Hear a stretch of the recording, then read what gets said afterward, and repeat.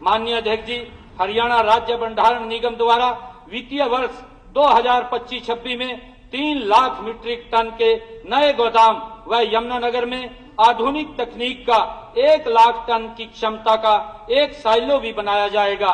हैफेड भारत सरकार की पीईजी योजना के तहत 30 लाख मीट्रिक टन की नई भंडारण क्षमता उपलब्ध कराया जाएगा।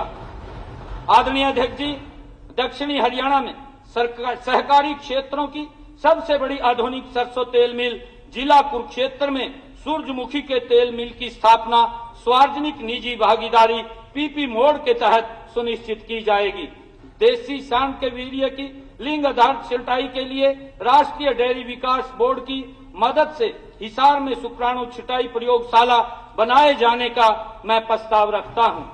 आदरणीय अध्यक्ष जी, मैं गौ सेवा आयोग के तहत 1000 तक पशुओं वाली गौशालाओं को एक ई रिक्शा तथा 1000 से अधिक पशुओं वाली गौशालाओं को 2 ई रिक्शा उपलब्ध कराए जाने और गौशालाओं की क्षमता बढ़ाने के लिए पंजीकृत गौशालाओं में 51 शेड बनाने के लिए 5 करोड़ रुपए की राशि अनुदान के रूप में दिए जाने का प्रस्ताव रखता हूं।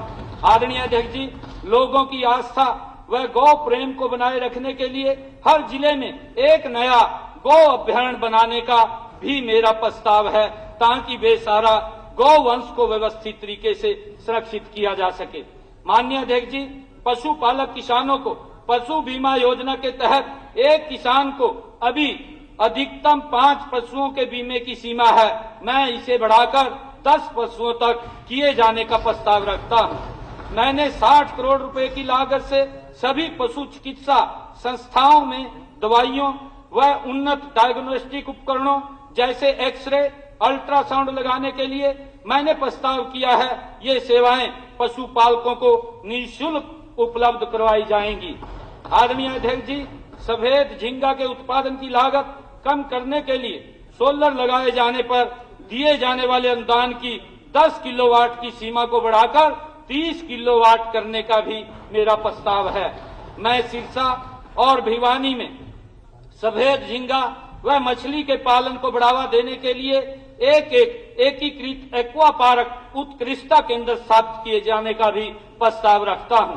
आदरणीय अध्यक्ष जी, प्रदेश के इतिहास में पहली बार मुख्यमंत्री दुग्ध उत्पादक प्रोत्साहन योजना के तहत वित्तीय वर्ष 2025-26 में 70 करोड़ रुपए की आवंटन प्रोत्साहन राशि सहकारी दुग्ध उत्पादकों को दूध भुगतान के साथ ही दी जाएगी। वर्तमान में हरियाणा डेयरी विकास सहकारी परिसंघ प्रतिदिन औसतन 4.75 लाख लीटर दूध की खरीद करता है।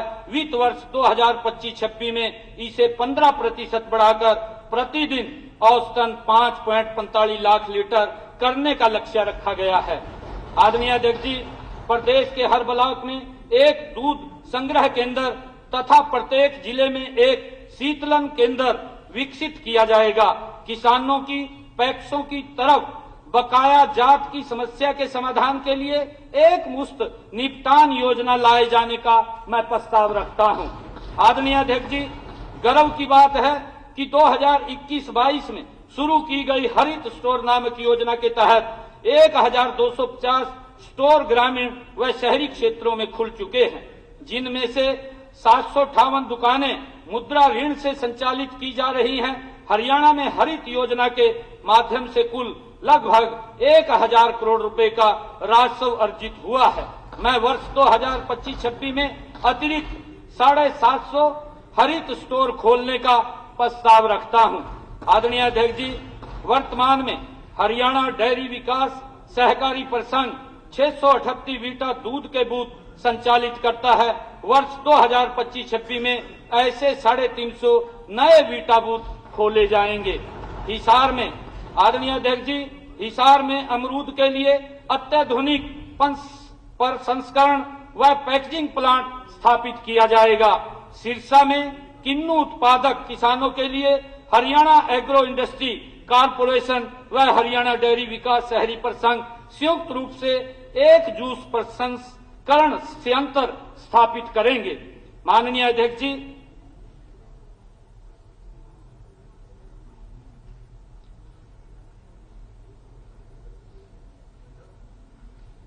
माननीय अध्यक्ष जी, समय के अभाव के चलते माननीय सदन के समक्ष केवल कुछ चुनिंदा प्रस्तावों के बारे में ही बताया है।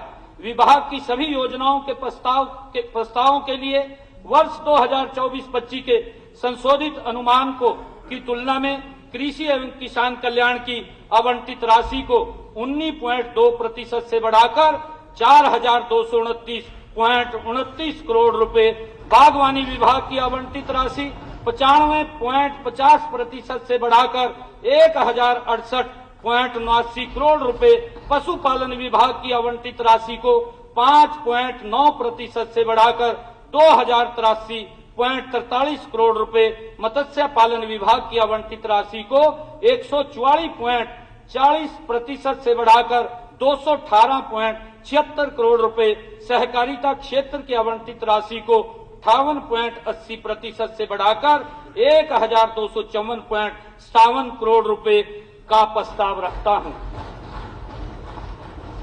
आदरणीय अध्यक्ष जी, सुशिक्षित हरियाणा इस बजट को बनाते समय क्षेत्रीय एवं विभागीय सोच से ऊपर उठकर आम हरियाणा के लिए दो सबसे महत्वपूर्ण विषयों पर मैंने विशेष रूप से ध्यान दिया है। ये विषय हैं शिक्षा तथा स्वास्थ्य। यदि कृषि हमारी अर्थव्यवस्था की रीढ़ की हड्डी है तो शिक्षा और स्वास्थ्य इसकी दो बाजुएं हैं।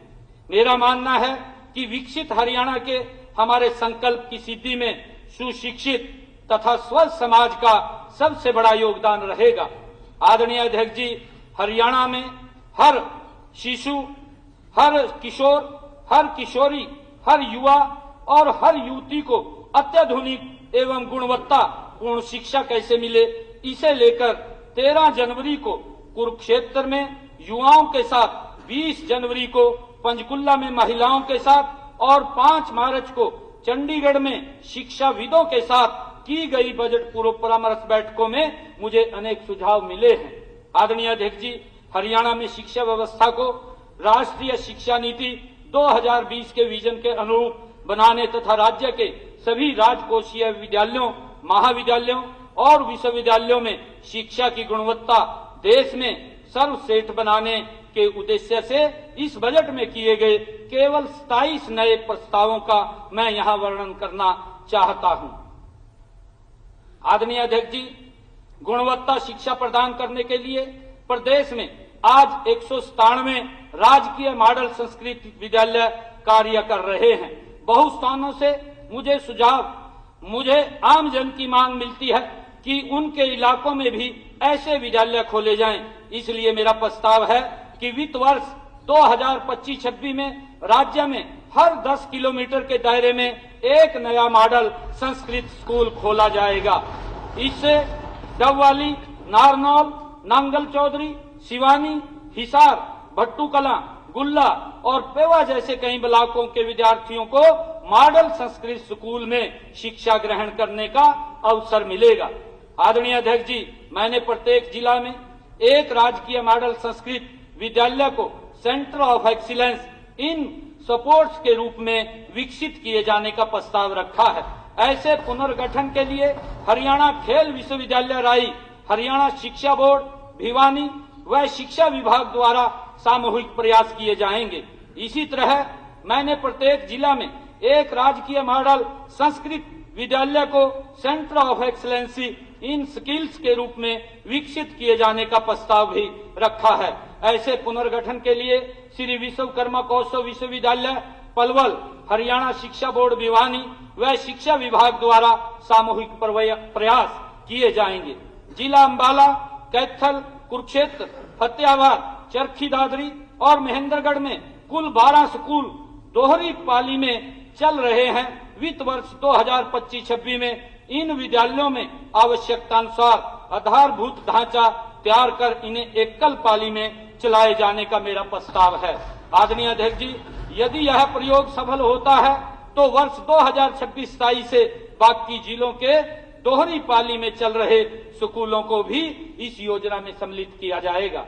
छोटी कक्षाओं से ही विद्यार्थियों की विज्ञान एवं प्रौद्योगिकी विषयों में रुचि बढ़ाने तथा इनमें उनके कौशल को विकसित करने के लिए प्रदेश के 13 जिलों में स्थित 50 राजकीय वरिष्ठ माध्यमिक विद्यालयों में एक एक अटल टिंकरिंग लैब स्थापित की जा चुकी है।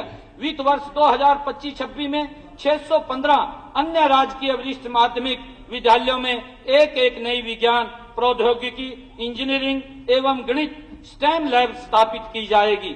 इस प्रकार एक भी जिला इनसे अछूता नहीं रहेगा। इनमें 12वीं कक्षा तक के विद्यार्थियों को रोबोटिक्स, 3D प्रिंटिंग व AI जैसी आधुनिक तकनीकों की शिक्षा भी दी जाएगी। आदरणीय अध्यक्ष जी, यह चिंता का विषय है कि अभी तक अंतर्राष्ट्रीय व राष्ट्रीय गणित ओलंपियाड दोनों में हरियाणा का प्रतिनिधित्व बहुत कम रहा है।